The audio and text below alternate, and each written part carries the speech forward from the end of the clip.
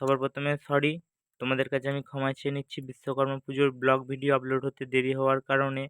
কারণ হচ্ছে একটাই, যে আমার ফোনটা দেখছি ফোনটা ভেঙে গিয়েছিল। এই ফোনটা ভেঙে যাওয়ার কারণে আমি ভিডিওগুলো আপলোড করতে পারিনি। আর বিশ্বকর্মা পুজো উপলক্ষে ২-৩ দিন দোকান বন্ধ ছিল। তার জন্য হচ্ছে ডিসপ্লেটাও আমি চেঞ্জ করতে পারিনি। আর দোকান খোলার পরেও আমার ফোনের যে ডিসপ্লেটা ওটা পাওয়া যায়নি। তাই দাদাকে অর্ডার দিতে হয়েছিল, অর্ডার দিয়ে দাদা এনে দিয়েছে। যাই হোক, ভিডিওটা বানাতে আর একটু দেরি হয়ে গেল। তো ভিডিওটা তোমরা কন্টিনিউ দেখতে থাকবে। আর যদি ভিডিওটা ভালো লেগে থাকে তো চ্যানেলটা অবশ্যই সাবস্ক্রাইব করে দেবে। Hey guys, welcome back to my channel one me rider.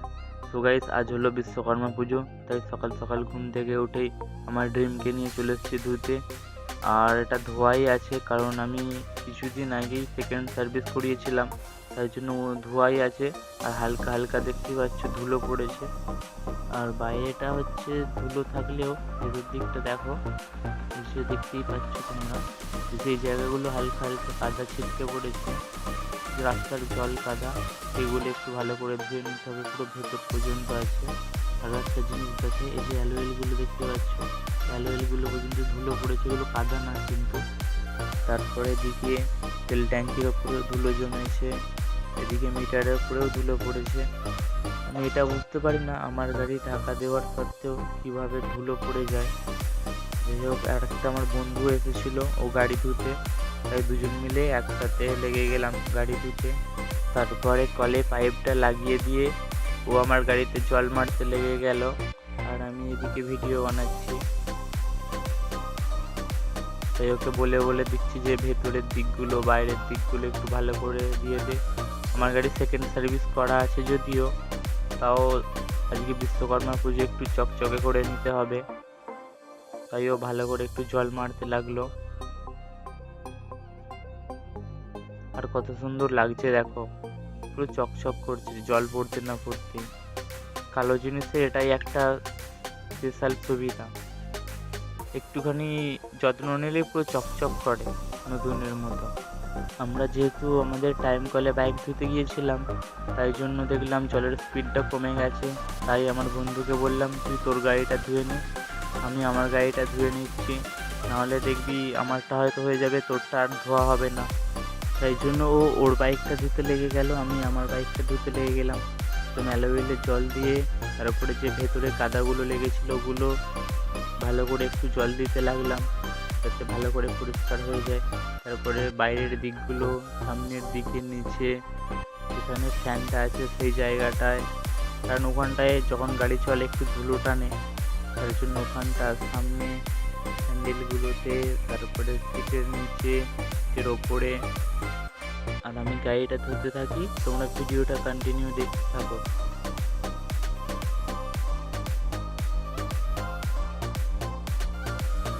আরও একটা জিনিস দেখাই তোমাদেরকে, এই যে নিচের দিকগুলো একটু কাদা থাকে, মানে যখনই গাড়ি চালাই না, এই নিচের দিকগুলো কাদা লাগবেই।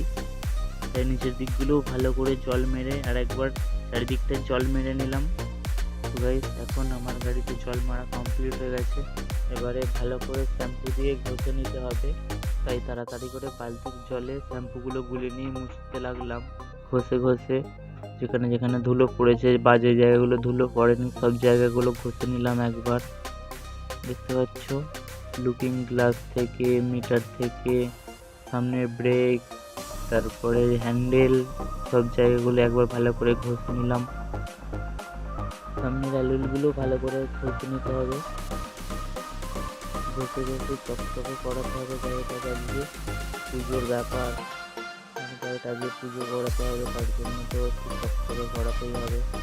তারপরে নিচের দিকে যে ভেতরে কাদা জায়গাগুলো ছিল ওগুলো ধুয়েছিলাম, তারপরেও এখনও কাদা লেগে আছে, তাই ভালো করে আর একবার ঘষে নিই, যেই কাদাগুলো আছে সেইগুলো যেন বেরিয়ে যায়।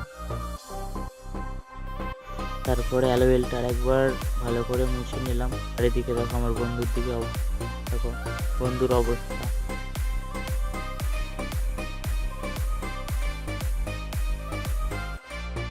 তারপরে আমার অ্যালোভেলটা মুছে জল দিতে লাগলাম বালতিতে করে, মগে করে।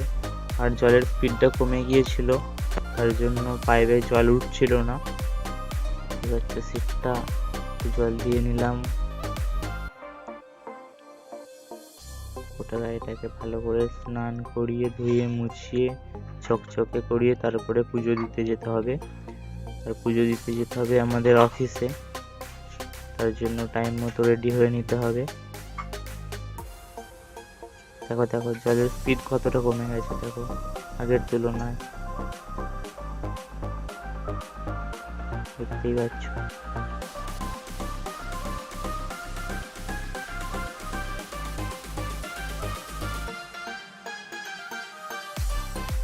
হয়েই এসছে আমার গাড়িটা ধোয়া, তার সত্ত্বেও একটু ভালো করে জল দিয়ে নিচ্ছি, যদি কোথাও এমনি ধুলো লেগে থাকে তার জন্য। যাই হোক, এবার গাড়িটা ধোয়া কমপ্লিট হয়ে গেছে। দেখো ফাইনাল লুকটা কেমন চকচক করছে। এবারে স্নান টান করে রেডি হয়ে আমাদেরকে যেতে হবে আমাদের অফিসে। সেখানে আছে পুজো, গাড়িটা পুজো করিয়ে পুষ্পাঞ্জলি দিতে হবে। তো গাইস চলে এসেছে আমাদের অফিসে। অফিসে এসে সব গাড়িগুলো লাইন দিয়ে সাজিয়ে, দেখতে পাচ্ছ আমার ড্রিম আরও এখানকার যে দাদারা আছে তাদের গাড়িগুলো পরপর লাইন দিয়ে সাজানো আছে। গাড়িগুলো সাইকেলগুলো ভালো করে দেখো, সব ফুল সব লাগানো হয়ে গেছে, ফুল যেগুলো মালা সব লাগানো কমপ্লিট। এবারে ঠাকুরমশাই ভেতরে পুজো করছে। ঠাকুরমশাই পুজো হয়ে গেলে আমাদের গাড়িগুলো পুজো করতে লাগবে। দেখো দেখো কত সুন্দর লাগছে, সব গাড়িগুলো লাইন দিয়ে একসাথে সাজানো আছে।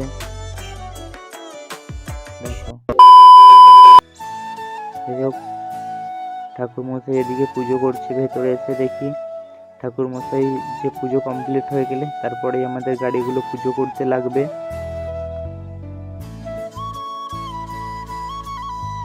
ঠাকুরমশাইয়ের পুজো এদিকে কমপ্লিট হওয়ার পর ঠাকুরমশাই লেগে গেছে আমাদের গাড়িগুলো পুজো করতে।